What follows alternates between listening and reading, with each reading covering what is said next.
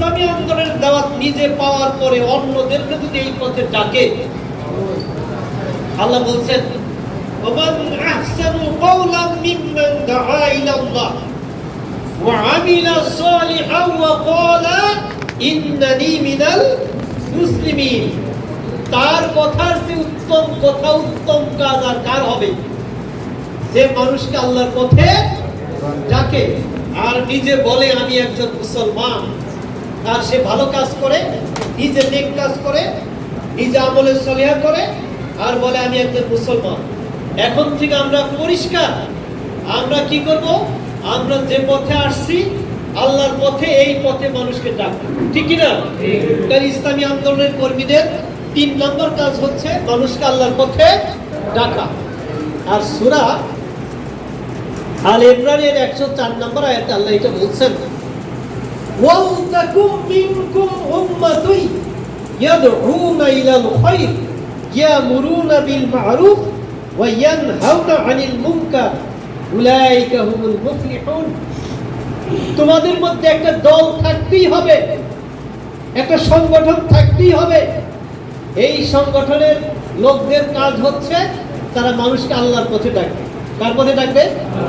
এই আল্লাহর পথে ডাকার জন্য একটা দল থাকতেই হবে।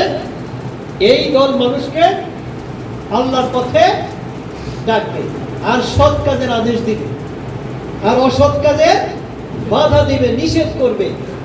উলাইকা হুমুল মুফলিহুন, আর এরাই হবে সফল কাম। তাহলে আমরা যারা ইসলামী আন্দোলনের কর্মী, আমরা মানুষকে কোন দিকে ডাকবো? আল্লাহর পথে ডাকবো।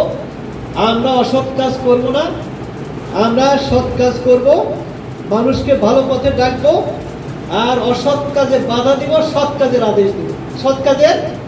সৎ কাজের আদেশ তারাই দিতে পারে যারা রাষ্ট্রীয়ভাবে, সামাজিকভাবে ক্ষমতাশীল। তারাই আদেশ দিতে পারে, তারাই বাধা দিতে পারে। সাধারণ মানুষ আদেশও দিতে পারে না, বাধাও দিতে পারে না।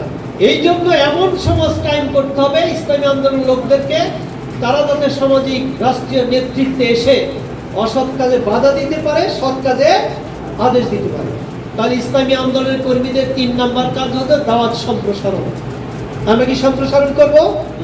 ইনশাআল্লাহ। 4 নম্বর, ইসলামী আন্দোলনের 4 নম্বর কাজ হচ্ছে সাংগঠনিক শৃঙ্খলা মেনে চলতে হবে, দায়িত্বশীলের আনুগত্য করতে হবে। যেখানে ইউনিট সভাপতি আছে, ওয়ার্ড সভাপতি আছেন, আমাদের ইউনিয়ন আমির আছেন, থানা আমির আছেন, জেলা আমির আছেন, যারা দায়িত্বশীল, এরা দায়িত্বের এক একটা পর্যায়ে এক একটা অবস্থান আছে। দায়িত্বশীলের আনুগত্য করতে হবে। আতিউল্লাহ ওয়া আতিউর রাসূল ওয়া উলিল আমরি মিনকুম। আল্লাহ বলছেন যে আল্লাহর আনুগত্য করো, রাসূলের আনুগত্য করো, আর তোমাদের মধ্যে যারা দায়িত্বশীল তাদের আনুগত্য করো। তাহলে আনুগত্য ছাড়া কোনো সংগঠন হয় না। আল্লাহ রাসূল সাল্লাল্লাহু আলাইহি ওয়াসাল্লাম বলছেন যে 5টা কাজ, বিল জামাত ওয়াস সামি ওয়াত তাআত ওয়াল হিজরাত জিহাদ ফি সাবিলিল্লাহ। আমার আল্লাহ আমাকে 5টি কাজের হুকুম দিয়েছেন, আমি তোমাদেরকে 5টি কাজের হুকুম দিচ্ছি। 1 নম্বরে তোমরা জামাতবদ্ধ হবে, সংঘবদ্ধ হবে। 2 নম্বরে তোমরা কি করবে? নেতার আদেশ শুনবে। 3 নম্বরে নেতার আনুগত্য করবে। 4 নম্বরে হিজরত করবে, মন্দ কাজ থেকে ভালো কাজ করবে।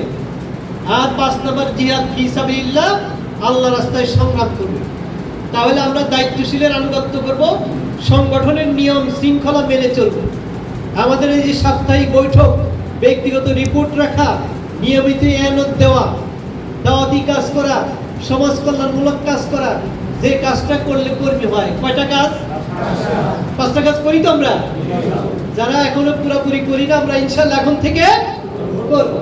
এই 5টা কাজ করা, দায়িত্বশীলের আনুগত্য করা, দায়িত্বশীলের অনুমতি ছাড়া, ছুটি ছাটা ছাড়া বৈঠক মিস না করা, এই সংগঠনের শৃঙ্খলা এটা। তাহলে আমাদের 4 নম্বরে কি সাংগঠনিক শৃঙ্খলা আমরা মেনে চলবো, ঠিক কিনা? 5 নম্বরে যে কাজটা করতে হবে, জান দিয়া মাল দিয়া, আর মালের কুরবানি দেব। মাথার ঘাম পায়ে ফেলা যে উপার্জিত পয়সা এই ইসলামী আন্দোলনের জন্য আমরা কুরবানি করব। কুরবানি করতে বলছেন কে? কুরবানি মানেই ত্যাগ স্বীকার করা। আমরা ত্যাগ স্বীকার করব ইনশাআল্লাহ। আমরা বাইতুল মালকে মজবুত করব। এটাকে বলে বাইতুল মাল। আমার এই বাইতুল মাল আল্লাহর দ্বীনের কাজের প্রচার প্রসারের জন্য কাজ হবে। তাহলে 5 নম্বর হলো বাইতুল মাল মজবুত করা, ঠিক কি না? 6 নম্বরে কি করব?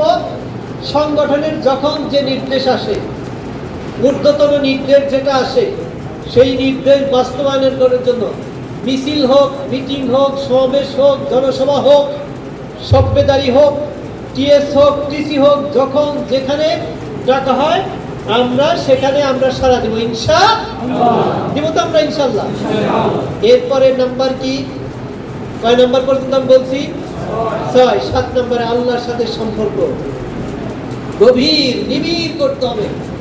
আমাদের সকল কাজের মূল উদ্দেশ্য হচ্ছে আল্লাহ সন্তুষ্ট হতে হবে।